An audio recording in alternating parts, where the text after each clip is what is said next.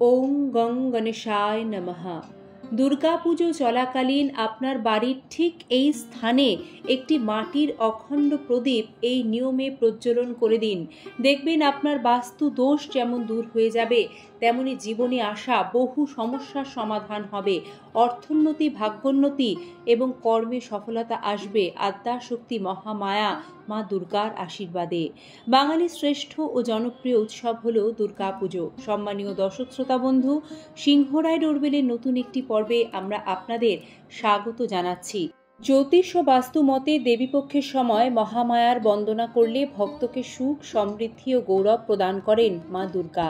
তাই দুর্গা পুজো আসতে না আসতেই গৃহিণীরা ঘরকে সুন্দর করে সাজানোর চেষ্টা করেন। সারা বছরে যত নোংরা পুরনো জিনিসপত্র যা অশুভ বলে মনে করা হয় তা ফেলে দিয়ে শুভ শক্তিকে সক্রিয় করার চেষ্টা করেন। তাই দুর্গাপুজোর সময় বেশ কিছু বাস্তুশাস্ত্রের নিয়ম রয়েছে যা মেনে চলতে পারলে তার যে সুফল তা আমাদের অখণ্ড সৌভাগ্য দেবে। সারা বছর আমরা সুখে শান্তিতে থাকতে পারবো। আর আমাদের আজকের পর্বের নিবেদন ঠিক তেমনই। আমরা সোজাসুজি এবারে চলে যাচ্ছি মূল পর্বে। হিন্দু সনাতন ধর্মে শারদীয়া নবরাত্রির বিশেষ গুরুত্ব রয়েছে। হিন্দু ক্যালেন্ডার অনুসারে আশ্বিন মাসে শুক্ল প্রতিপদ তিথি থেকে নবরাত্রি শুরু হয়। নবরাত্রির 9 দিন ধরে মা দুর্গার 9টি রূপের পুজো করা হয়। তবে বাঙালির ঘরে ঘরে মা দুর্গা উমা হয়ে সপরিবারে 4 দিন ধরে বিশেষ আচার মেনে পূজিতা হন। এ সময় মা দুর্গার আশীর্বাদ পেতে এই কাজগুলি একে একে পালন করুন।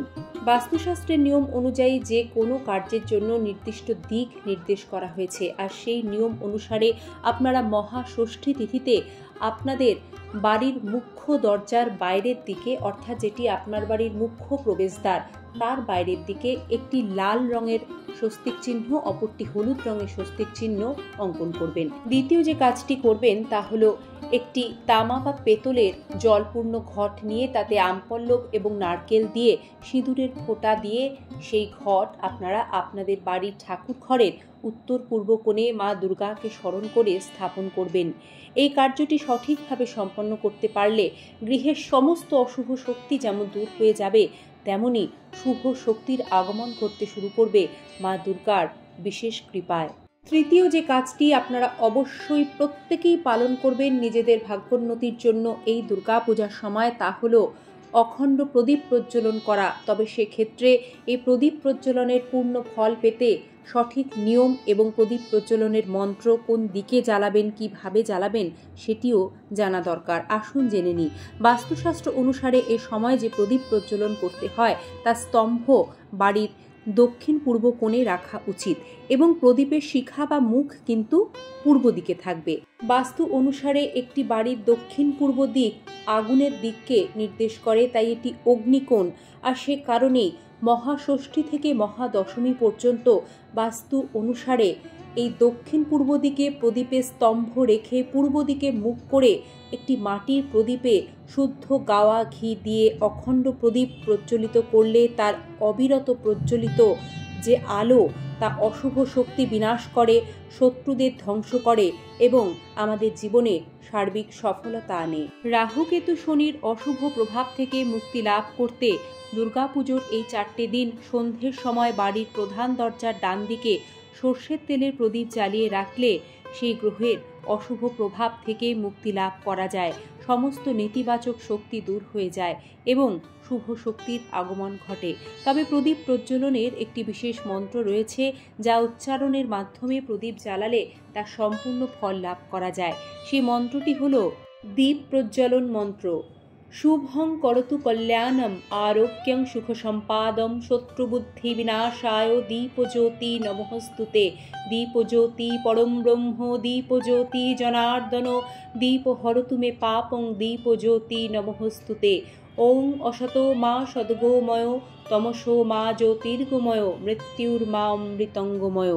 অর্থাৎ প্রদীপের প্রকাশকে নমন করছি যা পরিবেশে শুভ স্বাস্থ্য ও সমৃদ্ধির আগমন ঘটায়, যা পরিবেশ ও মনের অনৈতিক অশুভ আবেগ ও নেতিবাচক শক্তিকে নষ্ট করে। প্রদীপ সঠিকভাবে প্রজ্বলন করতে পারলে সমস্ত অশুভ শক্তির বিনাশ হয়, পরিবারে সুখ শান্তি বিরাজ করে। বন্ধুরা, আরও একটি ছোট্ট বিষয় প্রদীপ জ্বালানোর ক্ষেত্রে বাস্তুশাস্ত্র অনুযায়ী আমাদের খেয়াল রাখা উচিত। সেটি হলো প্রদীপ কখনোই কিন্তু খালি মেঝেতে রাখতে নেই।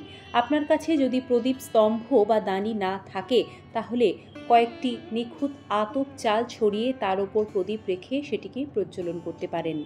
বন্ধুরা, এই অখণ্ড প্রদীপ প্রজ্বলন করে মা দুর্গার কাছে প্রার্থনা জানাই, মা গো, তুমি সমস্ত অশুভ শক্তি, মনের কালিমা অন্ধকার দূর করে আমাদের শুভ শক্তি, চেতনা এবং আলোর পথের দিশা দেখিও।